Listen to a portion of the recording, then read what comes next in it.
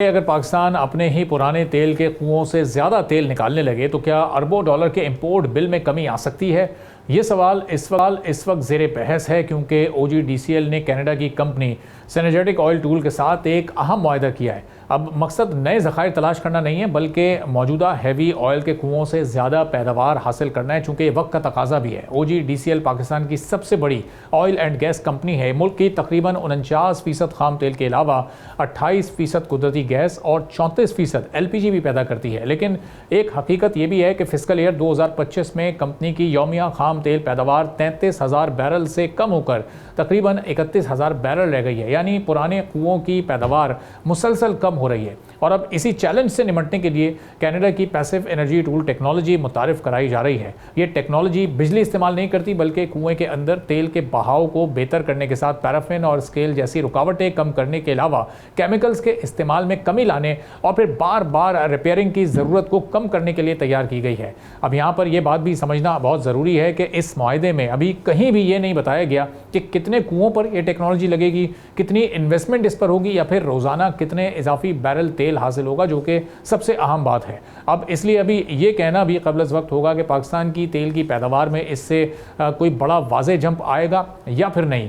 कुछ एक्सपर्ट्स के मुताबिक अगर इस टेक्नोलॉजी से सिर्फ 1000 बैरल यौमिया इजाफी तेल भी हासिल हो जाए तो ये OGDCL की पैदावार में तकरीबन 3% इजाफा होगा। लेकिन पूरे पाकिस्तान की इंपोर्ट की हम सूरत हाल देखें तो उस ज़रूरत में ये आधे फीसद का सिर्फ वॉल्यूम रखता है। तो अगर कामयाबी बहुत ज़्यादा भी रही तो 5000 बैरल यौमिया इजाफा हुआ तब भी इंपोर्ट में कमी 3% से कमी रहेगी। लेकिन बहरहाल ये एक नंबर तो मौजूद है। अब पाकिस्तान इस वक्त अपनी ज़रूरत का ज़्यादातर खाम तेल बैरून मुल्क से इंपोर्ट करता है। गुज़िश्ता बरस भी हमने देखा कि सिर्फ खाम तेल की इंपोर्ट पर 4 अरब डॉलर से ज़्यादा खर्च हुए, जबकि पेट्रोलियम प्रोडक्ट्स का कुल इंपोर्ट बिल अब 8 अरब डॉलर से भी तजावुज़ कर गया है। इसलिए हुकूमत और OGDC नई दरियाफ्तों के साथ साथ पुराने कुओं की कारकर्दगी को भी बेहतर बनाने पर इस वक्त पूरी तरह से काम कर रहे हैं। अब ये भी यहाँ पर याद रखने वाली बात है कि OGDC ने हालिया बरसों में इलेक्ट्रिकल पंप्स नस्ब करके बाज़ कुओं से 3170 बैरल यौमिया इजाफी पैदावार हासिल की थी। नई कैनेडियन टेक्नोलॉजी इन कोशिशों की जगह तो ज़ाहिर नहीं लेगी बल्कि उनकी कारकर्दगी को मज़ीद बेहतर बनाने की कोशिश करेगी।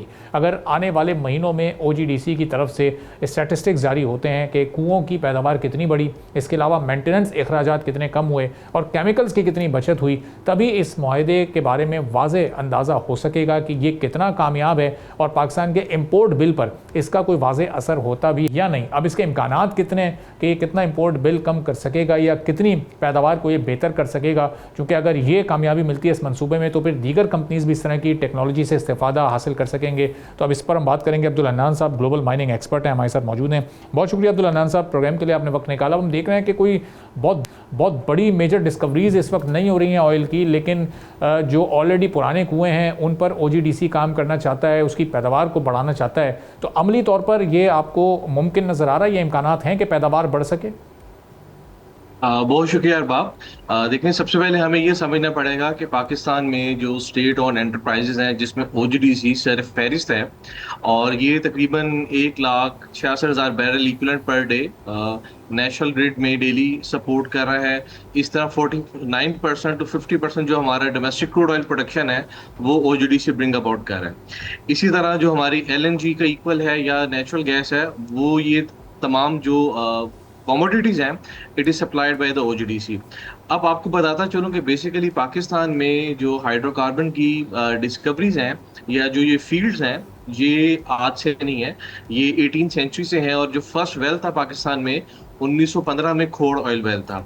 और हमारा जो एरिया है, और बाबा बताते रहो, जो ये पोटोवार एंड कोहाट के एरिया है, यहाँ पे वो फील्ड्स मौजूद ऑयल की जो कि बहुत पुरानी है, जिसमें धुलियान 1935 से 1937, उसके बाद उसमें नए वेल्स हुए, जॉयमीर है, तूत है, म्याल है। ये वो फील्ड्स हैं जो कि अर्ली 90s में डिस्कवर हैं। उसके बाद OGDC का नेक्स्ट फेज आया जिसमें 1990 के बाद की डिस्कवरीज हैं, मिसा, कसवाल, पारीवाल, म्याल।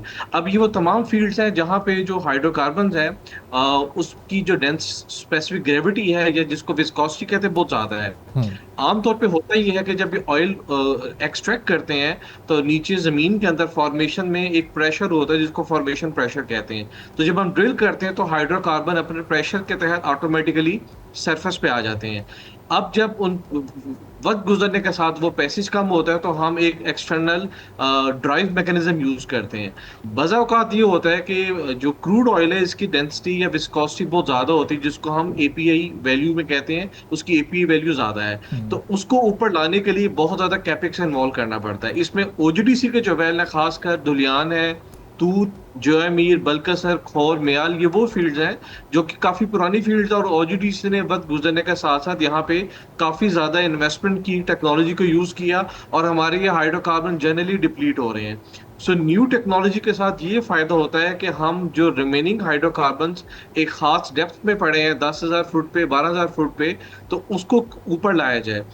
अगर हम किसी एक्सटर्नल केमिकल को यूज करते हैं तो उसका एक वे आउट ये होता है कि उन केमिकल से ऑयल की जो क्वालिटी है वो डिटेरियोरेट होती है।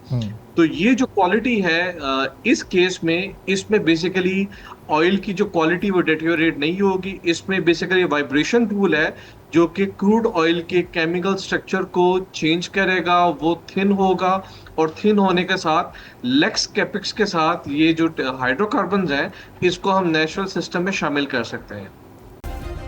सब्सक्राइब करें और बेल दबाएं ताकि कोई खबर रह न जाए।